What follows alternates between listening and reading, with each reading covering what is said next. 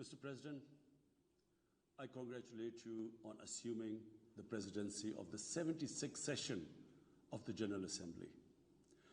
I also wish to express appreciation for the significant achievements of your predecessor, Volkan Bozkır, who guided the Assembly skillfully under the difficult circumstances imposed by the COVID-19 pandemic. Mr. President, the world is facing triple challenge of the COVID-19, the accompanying economic crisis, and the threats posed by climate change. The virus does not discriminate between nations and people, nor do the catastrophes imposed by uncertain weather patterns.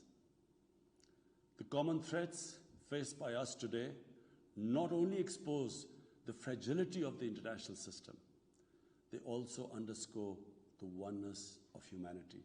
By the grace of Almighty Allah, Pakistan has been successful so far in containing the COVID pandemic. Our collaborated strategy of smart lockdowns helped save lives and livelihoods and kept the economy afloat. Over 15 million families survived through a social protection program of Asas. Mr. President, climate change is one of the primary existential threats that our planet faces today. Pakistan's contribution to global emissions is negligible, yet we are among the 10 most vulnerable countries to the effects of climate change in the world. Being fully aware of our global responsibilities, we have embarked upon game-changing environmental programs, reforesting Pakistan through our 10 billion tree tsunami, preserving natural habitats, switching to renewable energy, removing pollution from our cities, and adapting to the impacts of climate change. To address the triple crisis of COVID pandemic, economic downturn, and climate emergency, we need a comprehensive strategy that should include, number one, vaccine equity. Everyone, everywhere, must be vaccinated against COVID, and as soon as possible. Two, adequate financing must be made available to developing countries. This can be ensured through comprehensive debt restructuring, expanded ODA, redistribution of unutilized SDRs, and allotment of a greater proportion of SDRs to developing countries. And finally, provision of climate finance. Three, we must adopt clear investment strategies which help alleviate poverty, promote job creation, build sustainable infrastructure, and of course, bridge the digital divide. I propose that the Secretary General convene an SDG summit in 2025 to review and accelerate implementation of sustainable development goals. Mr. President, because of the plunder of the developing world by their corrupt ruling elites, the gap between the rich and the poor countries is increasing at an alarming speed. Through this platform, I've been drawing the world's attention towards the scourge of illicit financial flows from developing countries.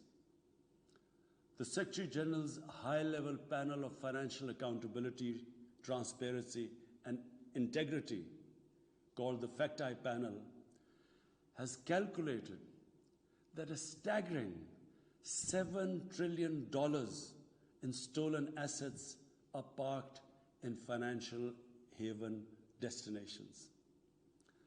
This organized theft and illegal transfer of assets has profound consequences for the developing nations. It depletes their already meager resources, accentuates the levels of poverty, especially when laundered money puts pressure on the currency and leads to its devaluation. At the current rate, when the FACTI panel estimates that $1 trillion every year is taken out of the developing world, there will be a mass exodus of economic migrants towards the richer nations. What the East India Company did to India, the crooked ruling elites are doing to the developing world, plundering the wealth and transferring it to Western capitals and offshore tax havens. And Mr. President, retrieving the stolen assets from the developed countries is impossible for poor nations. The rich countries have no incentives or compulsion to return this ill-gotten wealth. And this ill-gotten wealth belongs, remember, to the masses of the developing world. I foresee in the not-too-distant future, a time will come when the rich countries will be forced to build walls to keep out economic migrants from these poor countries. I fear a few wealthy islands in the sea of poverty will also turn into a global calamity like climate change.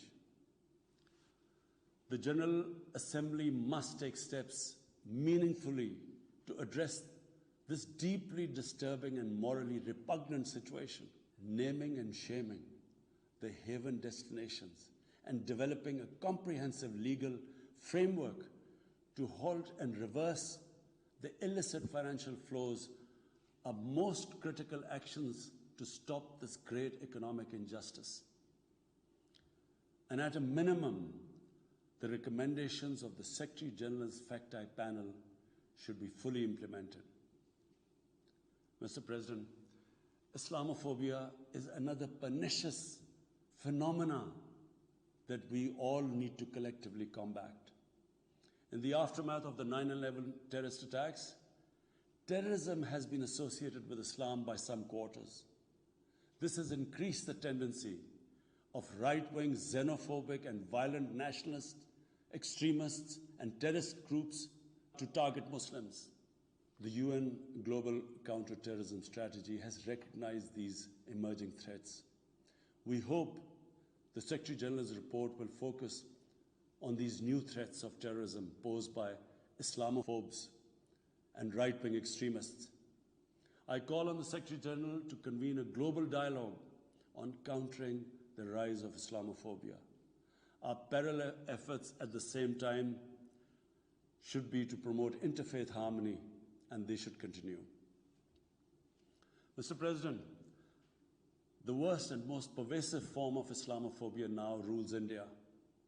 The hate-filled Hindutva ideology propagated by the fascist RSS-BJP regime has unleashed a reign of fear and violence against India's 200 million Muslim-strong community.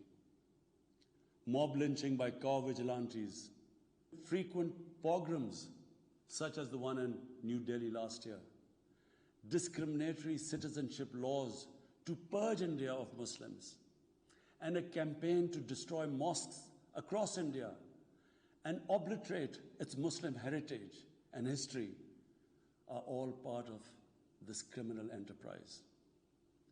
New Delhi has also embarked on what it ominously calls the final solution for Jammu and Kashmir dispute. It has undertaken a series of illegal and unilateral measures in occupied Jammu and Kashmir since 5th August 2019. It has unleashed a reign of terror